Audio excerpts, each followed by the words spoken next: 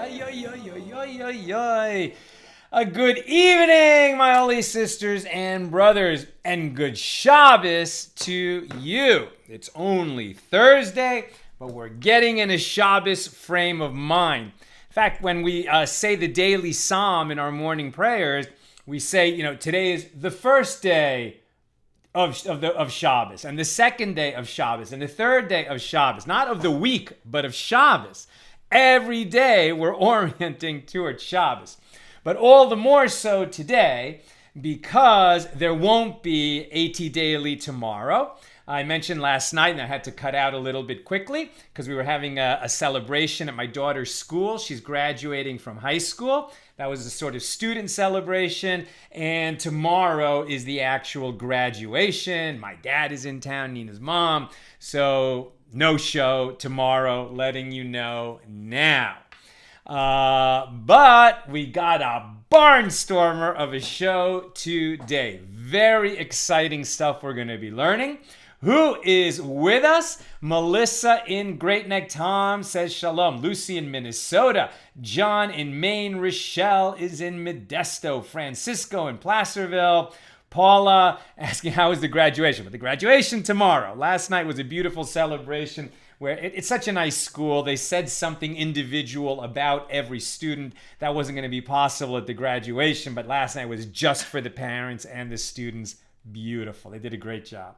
Stephen in New Hampshire. Charles is waving. Yehudit in South Carolina. Nancy in North Carolina. Belle in Illinois. Allison in North Carolina. Paul in the Great Northwest. Antonio says God bless. Ann in Merced. James in Indy. Deborah in Kern County. Antonio in Sinaloa, Mexico. Bienvenido, Antonio. Paul in Chicago, PK in Colorado. Tom says Mazel Tov. Paula says great. Renee in Bloomington. Over there on the YouTube side, Gigi is in British Columbia. So I'm going to read a very quick little halacha. This is something that we do when we say the Amidah, also known as the Shmona Esrei, the standing prayer. Our sages just called it the prayer, the main prayer that we say in every Jewish prayer service, morning, afternoon, and evening. At the beginning of it, we take 3 steps back and then 3 steps forward. At the end of it, we take 3 steps back and then 3 steps forward. The important thing is the 3 steps back. The 3 steps forward is just to get back to where you were. But when the prayer ends, we take 3 steps back, and then we actually bow to the left, to the right, and the center. Now, this is what it says about that. This is Rabbi Eliezer Melamed at yeshiva.co. After finishing the Amidah, one must bow down until the vertebrae in his spine protrude, as if they click. In other words, you really bow, not just a little nodding the head. While bowing down, he takes 3 steps backward. Subsequently, still bowing, he turns to his left side and he says, Oseh Shalom Bimromav. Then he turns to his right side and says, Hu Ya'aseh Shalom Aleinu. And he bows down in front of him and says, Ve'al Kol Yisrael V'imru Amen. He who makes peace in the high places, may he make peace for us and for all Israel. And we say, Amen. And then he straightens up. Many people are accustomed to say afterwards, Yehi Ratzon, may it be your will to rebuild the temple in our day. This is because the prayer corresponds to the offerings, the daily offerings. Therefore, we request that the temple be rebuilt and that we merit bringing the daily offering. Now, the sages say that if a person prays and does not depart from the Amidah properly by taking 3 steps back and saying, Oseh Shalom, he who makes peace, it would have been better not to have prayed at all. What's the source for that? Yoma 53b, Nun Gimel Amud Beis. That's our page today. The source for this law is what we're reading about today. We're going to be reading about how the high priest enters the Holy of Holies on Yom Kippur, what he does inside, and how he leaves, all today. And when he leaves, he's going to back out. He's not going to turn around and leave. And from that, as we'll see, we learn that at the end of every Amidah, 3 times a day, if you're a man, that's required, a Jewish man, when you finish the Amidah, you take 3 steps back, and then you say, Oseh Shalom. And if you don't take those 3 steps back, it would have been better that you didn't pray at all. One who fails to conclude in this fashion, by not taking the 3 steps back and bowing in reverence, one who fails to conclude in this fashion proves that he did not understand that he was standing before the King of Kings, the Holy One, blessed be He, and therefore, consequently, he desecrates the prayer. And our source for this is our page today. So let's get into it. We are going to be covering page 53 here in Tractate Yoma, the 6th volume of the Talmud. We are in chapter 5. Yesterday, because I had to go in a bit of a hurry, I just read the 3rd Mishnah and we didn't start the discussion of it. So I'm going to back up a little bit actually to the B side of page 52. I'm going to reread that Mishnah number 3 so we have a running start today. And then we're going to be doing some of the commentary that is laid out. So the 3rd Mishnah of chapter 5. The outer curtain between the sanctuary and the Holy of Holies was hooked slightly open on the south side of the sanctuary, and the inner curtain was hooked slightly open on the north side. So in the second temple, the high priest on Yom Kippur walks through the sanctuary. Ordinary priests are able to enter the sanctuary, and they do so every day when the temple is standing. But at the back of the sanctuary are these 2 curtains. And he's going to go on the south wall, which is to his left, and there's an opening there that the inner curtain, or the outer curtain of the Holy of Holies, but the first curtain he encounters, it doesn't reach quite to the south wall, so he goes around the end of the curtain. Then he walks between the 2 curtains, as we've learned. So he enters through the southern opening, and he walks between the curtains until he reaches the opening in the north, because the inner curtain doesn't reach all the way to the north wall. So it's going to be an opening there. He's going to make a left turn, and then he would be entering the Holy of Holies, only on Yom Kippur. So when he reaches the opening to the north, he enters the Holy of Holies through that opening, and he turns his face to the south.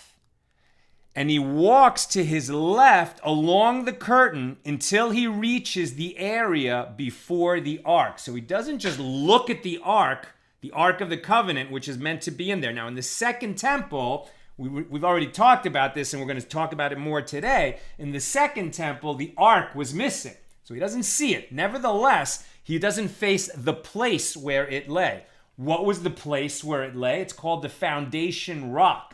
The whole temple is built around the Holy of Holies, and in the middle of the Holy of Holies, where the Ark of the Covenant sat during the first temple period, the Ark of the Covenant sat on the foundation rock. Okay, so when you've heard that there's a structure built by another religion, and there's the structure built over a rock, that's the rock that we're talking about. And that is understood to be the nexus between heaven and earth.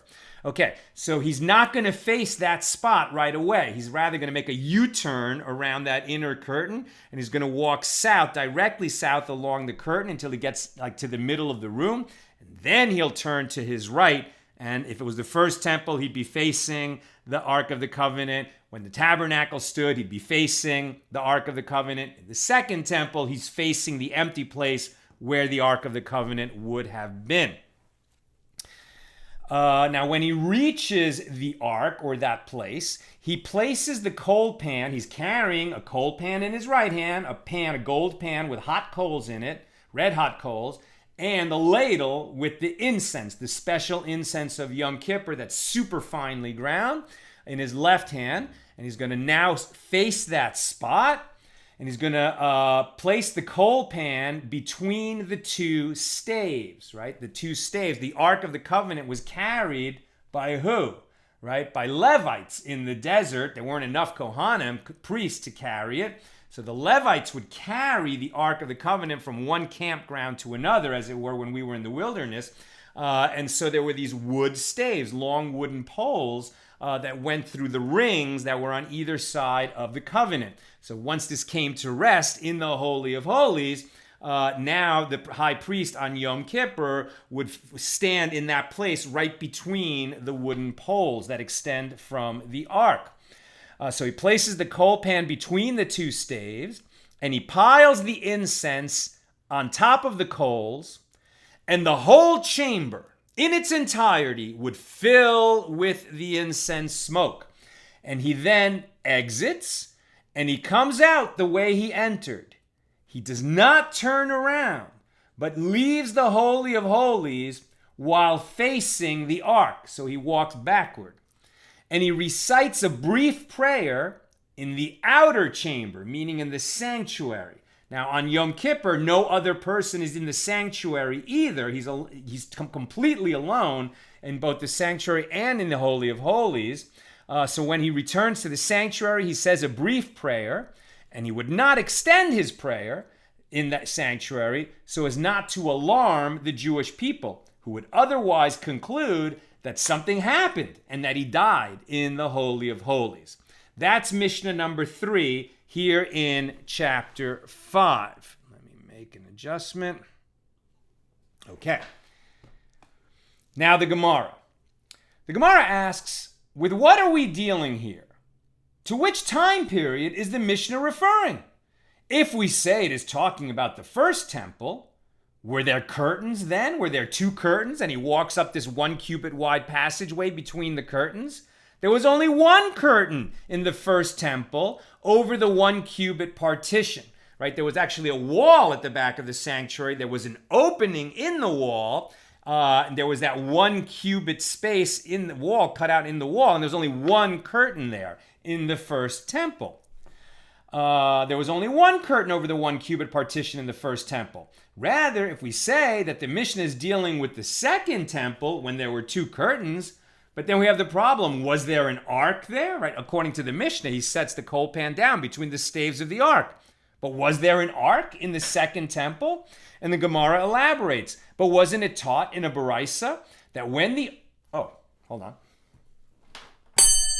Slide up the darkness. Okay. But wasn't it taught in a Baraisa that when the ark was buried, along with it was buried the jar of manna, right? God told Moses, put this manna, right, what the children of Israel ate every day when we wandered in the wilderness for 40 years, manna. So some of that manna was preserved in a special jar, and that was kept alongside the ark.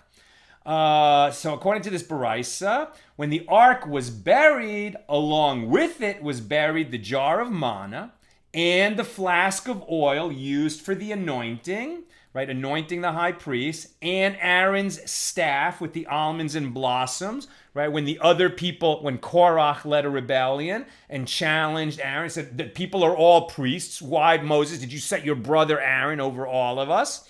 And said, well, God will decide who should be the high priest. And each tribal leader brought a staff, and they all put their staffs in the ground. And Aaron's staff went there, and Aaron's staff, I mean, you know, it's a piece, is like a hiking stick.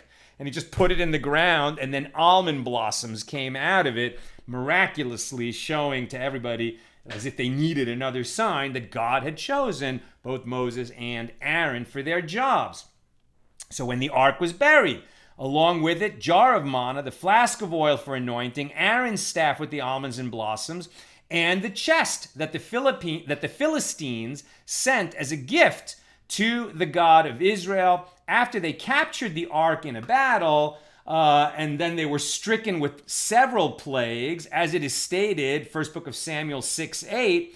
And they put jewels of gold put the jewels of gold that you return to him for a guilt offering in a coffer by its side. Send it away that it may go. The Philistines realized that they might have won a battle against the Israelites, but when they took the Ark of the Covenant, it did them no good. This was before the first temple was built.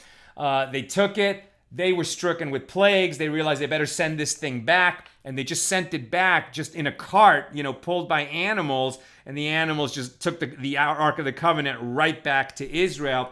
And the Philistines realized that it was a mistake to take the Ark of the Covenant away from the Jews, and they sent a tribute along with it. And some of those, and some of that chest of the Philistines, what accompanied the Ark, it stayed with the Ark. It was sort of a tribute to the Ark, not, to be used for other purposes in Israel. At any rate, when the Ark of the Covenant was buried, it was buried along with all these other things. And who buried the Ark?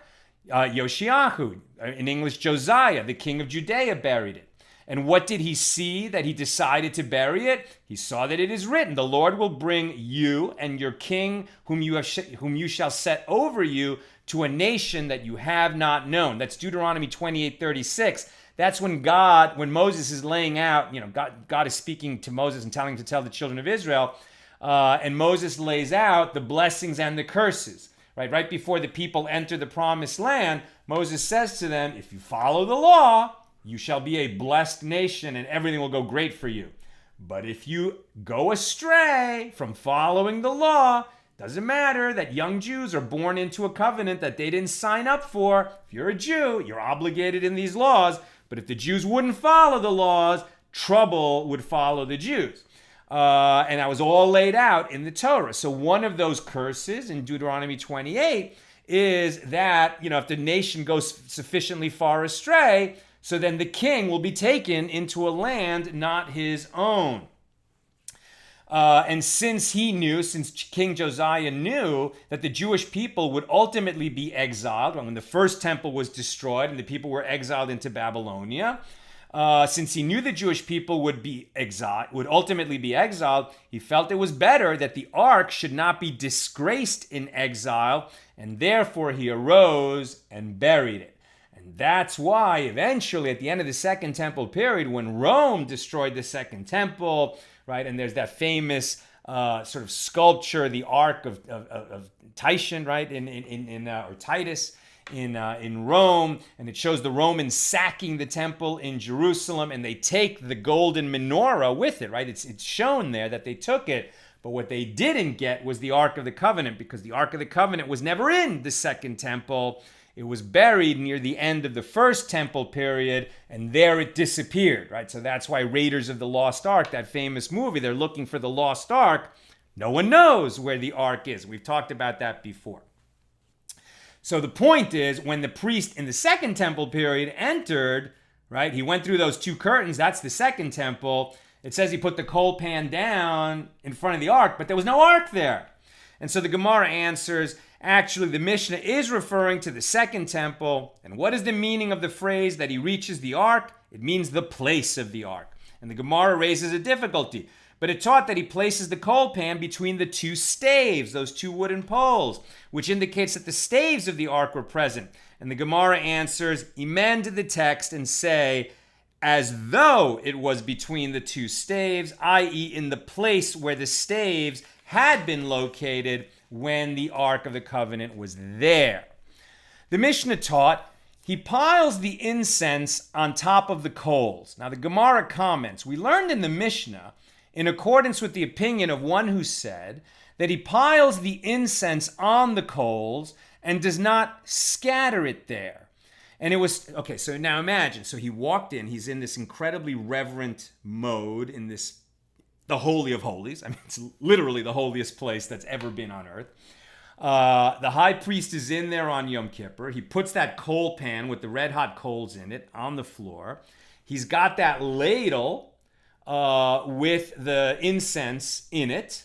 And then we learned earlier that he has a very special maneuver that he has to do where the ladle contains exactly as much incense as fits in his two hands. So he's got to get all that incense into his hands without spilling it. Okay, he does that. It's like a maneuver with his elbows and his teeth and whatever. He does it. He makes it happen. So now he's got like his hands like this filled with incense. Does he just drop it on the hot coals? No. If he did that, some of the incense would fall to the side and wouldn't end up on the hot coals. So he's going to sort of like open his hands and let the incense, kind of, what's the word I'm looking for? Gently fall a little bit at a time onto the coals. But how does he do that? It was taught in a baraisa. He piles the incense in the section of the coal pan closest to the ark, which is furthest from him, until he reaches the other side of the coal pan. And it was taught in another baraisa, he piles it in the section of the coal pan farthest from the ark, which is closest to him. Okay, so there's this coal pan filled with hot coals. He's going to let this powdery incense fall on it. And basically the question is, does he go like this, let some fall, and then kind of lets it keep falling and he moves his hands toward him as it falls? Or does he let it start falling and he moves his hands toward the ark as it falls, so that it doesn't all fall in the same place? He's kind of like making a little path over the coal pan.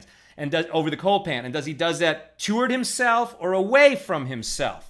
And Abaye said that this issue is a dispute between the Tanaim, the rabbis of the Mishnah. And Abaye said it is reasonable to explain in accordance with the opinion of the one who said that he piles the incense in the section of the coal pan closest to the ark, which is farthest from him, as we learned in a Mishnah that they would teach the priest who burns the incense, be careful not to begin piling the incense in front of you, i.e. from the side closest to you, lest you be burned. If the priest were to place the incense on the side directly in front of him and then proceed to spread it toward the ark, his hands would pass over the incense that is already burning and he might burn himself.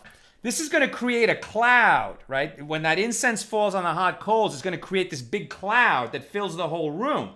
So you can imagine that a property of this incense is it goes down on the coals and then it shoots right up as smoke.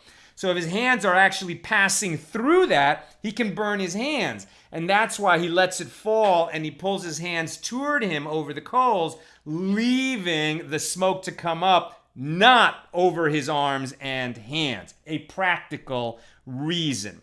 Now there's a lengthy discussion about the fact is it's the commandment is that when he comes in on Yom Kippur, he will put this incense on the coal to create a cloud of smoke in there.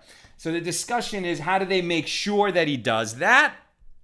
And the answer is that the incense has to contain, and it does contain, but it has to contain the smoke-raising herb. There's a special herb, we don't know what it is, but there's a special herb that would make that smoke shoot straight up. And there was a leaf component of the smoke raiser, and there was a root component of the smoke raiser, and if the smoke raiser wasn't part of the incense, then this whole service is not valid. It's disqualified. And not only that, since he brought the wrong incense when he entered the Holy of Holies to do his job on Yom Kippur, he's liable to the death penalty. So this was a life or death issue. He has to bring in the correct incense with all its correct components and ground super fine. Now we skip to near the bottom of page 53a. The Mishnah teaches that the high priest exits and comes out the way that he entered, i.e., he does not turn around, but he walks backward with his face toward the ark, or the place where the ark was. And the Gemara asks, from where are these matters derived? How do we know that he does that? What is the source in the Torah for this law? And Rabbi Shmuel bar Nachmani said that Rabbi Yonasan said that the verse states, this is second book of Chronicles, chapter 1, verse 13. And Solomon came to the high place that was at Gibeon, Jerusalem. Now, what does Gibeon have to do with Jerusalem? Either he came to Gibeon or to Jerusalem. These are two different places. Rather, the verse compares his exit from Gibeon to Jerusalem to his arrival from Jerusalem to Gibeon. So when he leaves Gibeon, he's going back to Jerusalem. So just as in the case of his arrival from Jerusalem to Gibeon, his face was necessarily turned toward the high place in the usual manner of a person's arrival, so too upon his exit from Gibeon to Jerusalem, his face was still turned toward the high place in the manner of his arrival. And this teaches that one does not turn his face away from a sacred place. Rather, he must walk backward. Why was Gibeon a sacred place? I'm pretty sure that that's where the tabernacle stood for many, many years. Right? Before there was a first temple that Solomon himself built, before that, the tabernacle had stood at Gibeon for hundreds of years. So that place, even once they took, the tabernacle down and moved all the sacred things over to the temple, that place remained a sacred place because it acquired sanctity thanks to being, the location of the tabernacle for all that time. And likewise, with regard to priests in their service, and Levites on their platform in the temple where they recited songs, and Israelites at their watches, because there were some Israelites, just not priests, not Levites, just regular Jews, who would always be present at the temple to sort of represent the nation and be witness to what the priests and the Levites were doing. And so whenever people were serving in the temple, whether they were priests, Levites, or Israelites, when they departed from the sacred place, they would not turn their faces and walk, but would turn their faces sideways and walk so as not to turn their backs on the sacred place. They would back away. And to make sure they didn't trip, maybe they turned their head just a little bit just to make sure that they didn't fall over as they were walking backward. But they would keep their body turned to the sacred place as they backed away. And you will still see this today in synagogues when people are called up to the bima for an aliyah, to recite a blessing while the Torah is being read. When they go back to their seat, they back away. Same idea. And likewise, a student who takes leave of his teacher should not turn his face and walk, but turn his face sideways and walk backward. This is in accordance with that practice of Rabbi Elazar when he took leave of his teacher, Rabbi Yochanan. When Rabbi Yochanan wanted to leave him, Rabbi Elazar would bend down and stand in his place as a sign of respect and humility until Rabbi Yochanan disappeared from his sight, and only then would Rabbi Elazar turn to leave. And if Rabbi Elazar wanted to leave, but Rabbi Yochanan was staying there, he would walk backward until he disappeared from Rabbi Yochanan's sight. And only then would he turn around and walk normally so that he would not turn his back on his teacher, on his Torah teacher.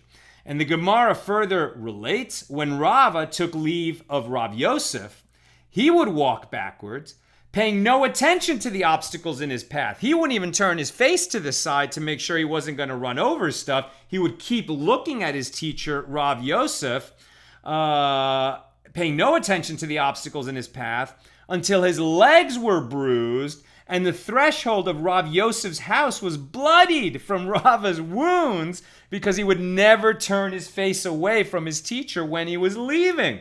And they said to Rav Yosef that this is what Rava does. Rav Yosef didn't know that Rava was walking away in this way and hurting himself just so that as a mark of respect. Why? Because Rav Yosef was blind. So Rava, as a mark of respect to his teacher, was showing this utmost respect to a teacher that didn't even know he was doing that because he was blind. Rav Yosef was blind and could not see for himself. So when they told Rav Yosef that Rava was showing this utter respect, Rav Yosef said to him, "May it be God's will that you lift your head over the entire city in reward for honoring your teacher." And that blessing came true. Rava became the most prominent sage in his region, and we still follow his rulings today. Apropos the obligation of a student to walk backward when taking leave of his teacher, the Gemara discusses a similar topic. Rabbi Alexandri said that Rabbi Yehoshua ben Levi said, one who prays must take 3 steps backward upon concluding his prayer and then recite peace. And this is where we started today's class, that when you end your prayer, meaning the Amidah, the Shemona Esrei, the main point of the prayer, you back away 3 steps and say peace, meaning a name of God, he who creates peace in the high places. And then recite peace in a manner befitting one who departs from before the Holy One, blessed be he. And Rav Mordechai said to him, since he has taken 3 steps backward, he should stand there and not return to his place immediately. This is analogous to a student who takes leave of his teacher. If he returns immediately to the place where he was first standing, he is similar to a dog who returns to its vomit, and his previous action is spoiled. So you humbled yourself, you bowed in prayer, you recited all these prayers, you thanked God for everything in our lives, you pleaded that he have mercy on you, you prayed for the health of your loved ones, etc. You do everything that you do in the prayer, and then you back away respectfully. And you back away respectfully and you hold it there for a moment. And that's why we do this bow, right? We bow down and we turn to the left and the right and then the center. And we hold that for a moment.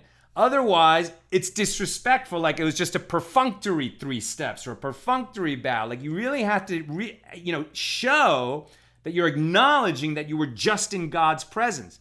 All the more so at the beginning of the prayer, right? You back up 3 steps and then you come up 3 steps slowly, like you're entering the presence, the way the high priest enters the Holy of Holies. And we see from today's page that there's a direct connection between the way we enter God's presence when we say the Amidah and leave God's presence when we finish the Amidah, a direct connection between that gesture and how the high priest entered and left the Holy of Holies in the temple on Yom Kippur. The Gemara comments that this was also taught in a Baraisa.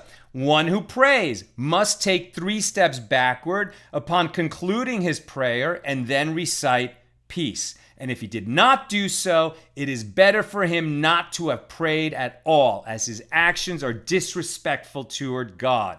And they said in the name of Shemaiah, the sage, that when one recites peace, he first bows to the right and then to the left. It is, as it is stated,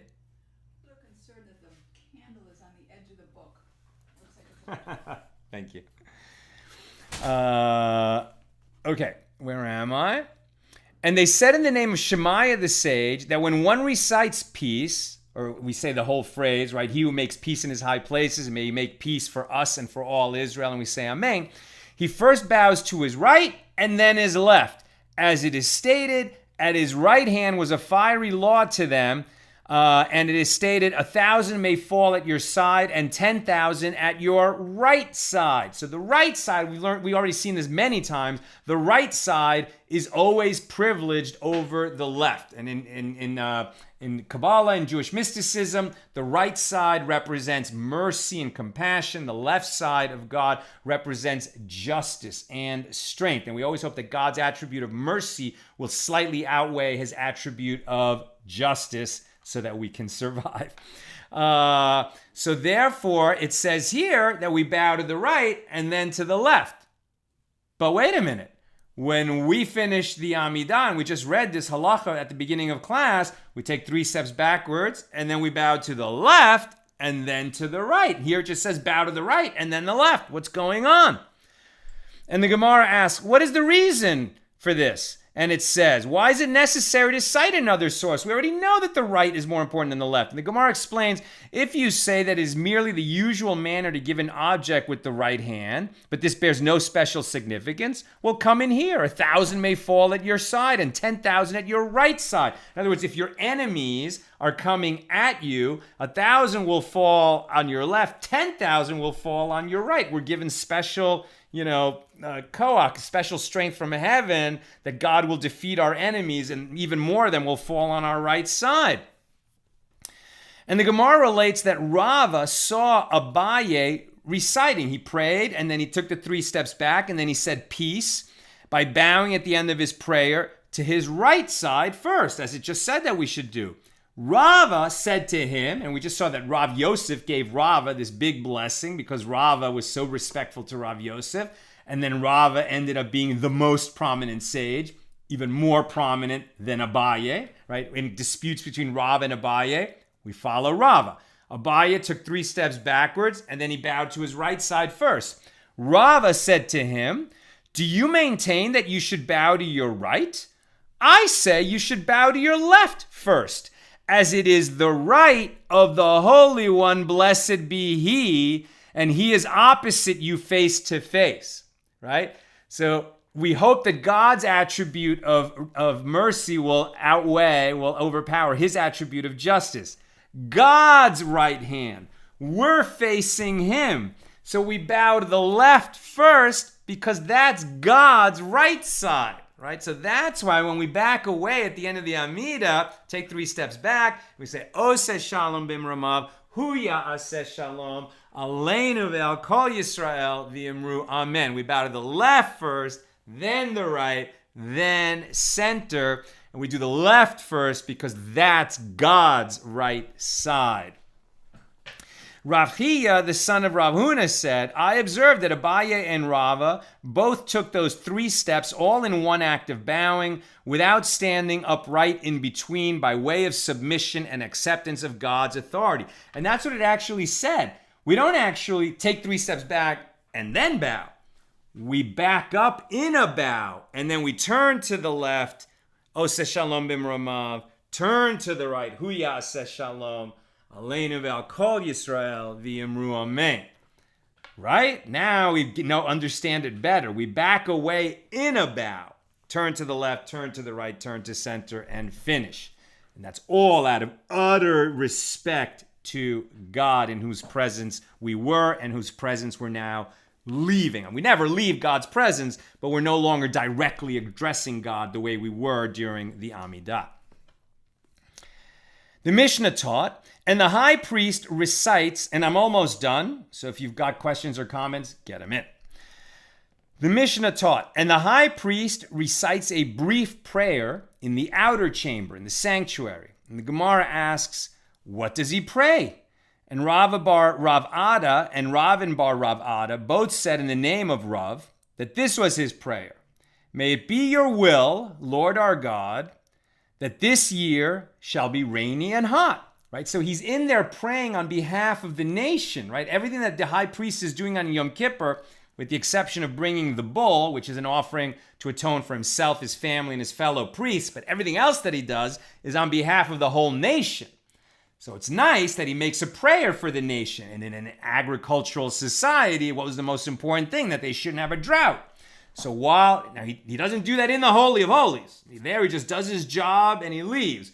But while he's still alone in the sanctuary and separated from the Holy of Holies only by that curtain, he makes a short prayer and he says, may this year, where am I?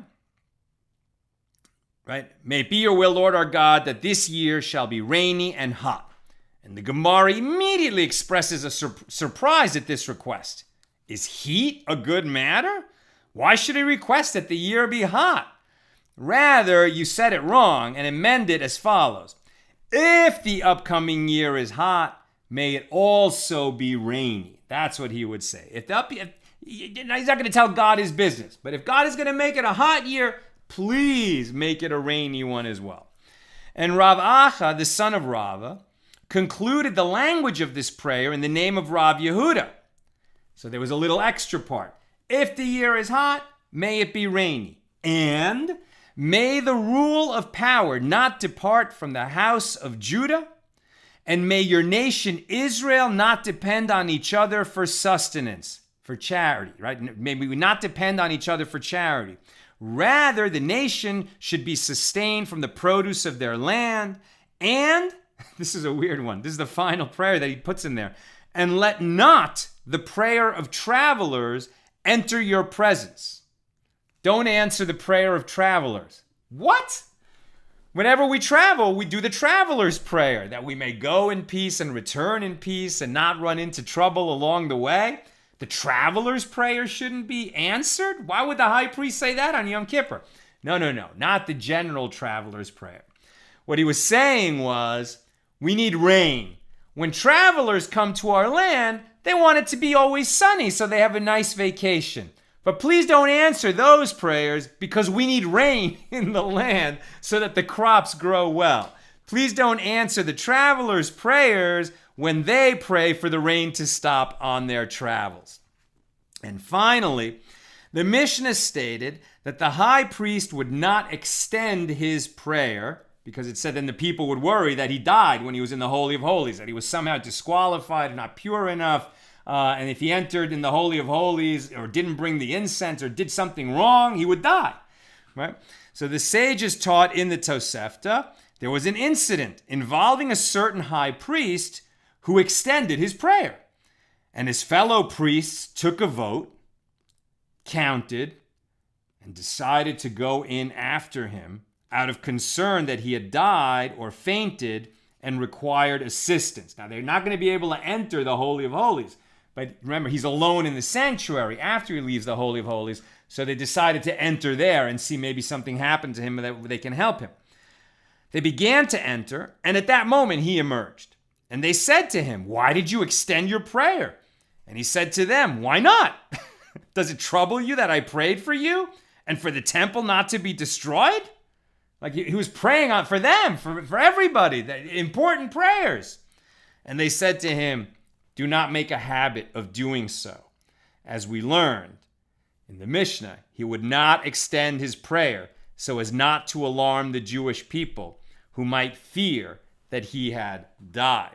And we actually also, I don't know that it's brought exactly from this source, but it definitely is a teaching that when somebody leads the congregation in prayer, right, especially somebody who's high, of like somebody, who is in a period of mourning, and so he has to say Kaddish anyway, he'll often be asked to lead the prayers, but he shouldn't extend his prayers. He shouldn't make the prayers lengthier than they are. In fact, we encountered that teaching already when we were in Brachas, that the prayer leader should not overextend the prayers, because, people got to get on with their day, and it's considered impolite. So even though you're praying important prayers, if you're the prayer leader, you should keep it moving. Not, don't do it too slow. Do it at the normal pace of the congregation.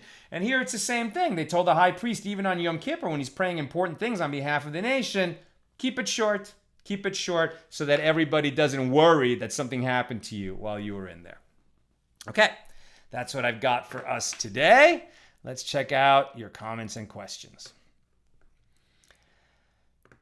Tom Beck says, because we said that when you're praying, that you first move to the left, right? When you end the Amida, and we say he who makes peace in his high places, and you turn to the left, Tom says, but God has no physical form, so therefore there's no right or left. That's true. God fills the whole universe. In fact, the universe is inside of God. God is is infinite. The universe, big as it is just a tiny part of God. Nevertheless, there are all these anthropomorphic qualities that we assign to God, not because they're real or because for God's benefit, but for our benefit. And so that's why we in Jewish mysticism, we assign these qualities to God's right side or to God's left side.